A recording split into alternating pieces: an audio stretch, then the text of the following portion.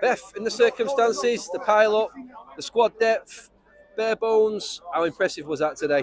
I just want to say Erik ten Hag is honestly an unbelievable manager, and I'm so glad people are starting to, well, we've seen it for a while now, but every single game just keeps getting better and better. Every single substitution today was spot on at the exact right time. He sees the game unbelievably well, and that second half is one of the best second half performances I think of the season, and honestly under Ten Hag, I mean the team goals that we scored were unbelievable. Them substitutions were the reason we won the game. I mean Leicester first half were the better team and they were playing some very nice football. Second half we made them look very, very average, and they barely had a kind of show it goal really, and I just think them substitutions were unbelievable, and every single player on that pitch really stepped up to the plate in the second half, including the rotation. I mean, first half without Varane and Casemiro, the spine of the team looked lost. Martinez and Lindelof made a few sloppy mistakes at the back, and we didn't really look like scoring. I mean, that ball from Bruno into Rashford was absolutely insane, and the finish was unbelievable. It was an individual piece of brilliant play that made us go 1-0 up, but it was against the run of play. Second half, it was nothing like that. So many nice little passages of play. Them little triangles were playing. Sancho in the 10 was amazing. Bruno on the right was incredible. And again, Rashford finishes it off for that second goal. And then the Sancho goal, that as a team goal was outstanding. And I'm just so impressed with the way this team is stepping up, considering how many games we've got coming. And I tell you what, if we keep playing like that and playing as a team, who knows where we can go this season. I mean, Barcelona and the final are going to be, it's a big week for us, and it's a make or break week in our season, I feel like, and we've set us up really well. Rested Varane, Casemiro's coming back in. You've got to be happy today. Talked about Ten Hag, how impressive he is, Beth. We were all wondering how Jadon Sancho would return, what would he come back like. My God, is that testament to what Ten Hag has done there in that situation, how well he's handled that Sancho? He's handled it perfectly, and Sancho looks like he's got confidence in him. His relationship with Bruno is really starting to blossom in that right and the 10 role. And I think he looks comfortable on the pitch, and he knows what he's doing in that 10 role as well. He's obviously been clearly working on it with that partnership with Bruno as well. I think Ten Hag is handling the squad brilliantly. I mean, we mentioned before that substitution of Kobe Mainoo was at the perfect time to bring on that 17-year-old academy player, and it gave him the confidence to go out there and play football 3-0 up. He had the confidence, and again, you saw that in his performance. I mean, Scott McTominay's been out for I don't know how long now, but he came on, he looked very comfortable, very good on the ball. I mean, what has he been doing with Wan-Bissaka as well? Them little 1-2s with Sancho on the right-hand side. I mean, what is this guy been doing? I mean, it's incredible, really, to see how much of these players have improved. I mean, Martinez second half was unbelievable, as we know he can be. Should have really scored a header.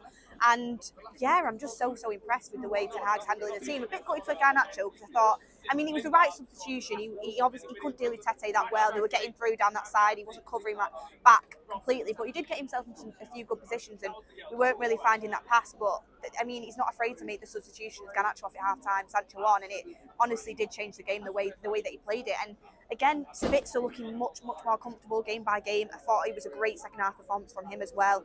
Really good in there. And Fred, you get the usual hit and miss, but that pass through to Rashford was insane. And Rashford, he's the best player in the world right now. And he just, as soon as he's in on goal, with Rashford before, I mean, you've seen a few things say Rashford or Pele. We have that joke, don't we? We've seen it on alternative MUFC, but he is, every time he's in on goal now, you know he's going to score. The confidence is right up there, and that's credit to Ten Hag as well. Man management to bring him off at the right time, bring Elanga on and rest him, even though he's on a hat trick. Some managers might have thought, oh, leave him on for his hat-trick. No, the man management was there. He handled it perfectly. And we should have scored more goals. We were just trying to get Weghorst to goal at the end. But there were so many opportunities for Sancho to have another, Bruno to have another. I'm impressed, I really am. And Lindelof as well started off a bit shaky. You can see he's not played many games. But Erik ten Hag, again, resting Varane, keeping him fit. He grew into the game. And I tell you what, he's taking a leaf out of Martinez, but going straight through plays in that second half. It's the type of defending you want to see. So I'm very happy. I mean, the way that we're playing in them triangles, that one-touch football and just gliding through players in that second half was great, honestly. Talk to me about Dalot today, Beth, because he's going to go under the radar a little bit there, but he's come in there. Leicester in good form, back off 4-1 win against Spurs. He's come in there today. I think for me, he was probably pushing man of the match at some stages there. I thought he was absolutely rock solid, and again, testament to how these players are coming in and taking the opportunity. He was. I mean, first half, I thought he started off very shaky. That when he was that free header at the back post, he didn't track his man. Erik ten Hag on the sidelines absolutely went mental at Dalot, and he had a word with him. Ever since that, he stepped his game up and he was brilliant. That run he made with the combination with Bruno to get in, he didn't score it. Yes, he should have used his left foot. I know Bruno was pointing to his left foot, having a bit of a go at him, and obviously it's all banter and like Bruno wants the assist, but you've got to look at the kind of the play to get to that point. It was brilliant play, and again, the way he was driving through, putting crosses into the box, his technicality on that right-hand side. And again, defensively, he massively shaped up. He was on it. We know what Dalot's like with the passion. He was getting the crowd up for it. And I thought after the little bit of a shaky start, when I had a word with him, he was brilliant. And again, linking up the play really well. I was saying in the crowd, I was like, so this is what you get from Dalot, like, you know, going forward. He's so technically good on the ball. But then Wan-Bissaka comes on, and he's brilliant as well. So it's good to have that competition right now. Beth, I've got to ask it.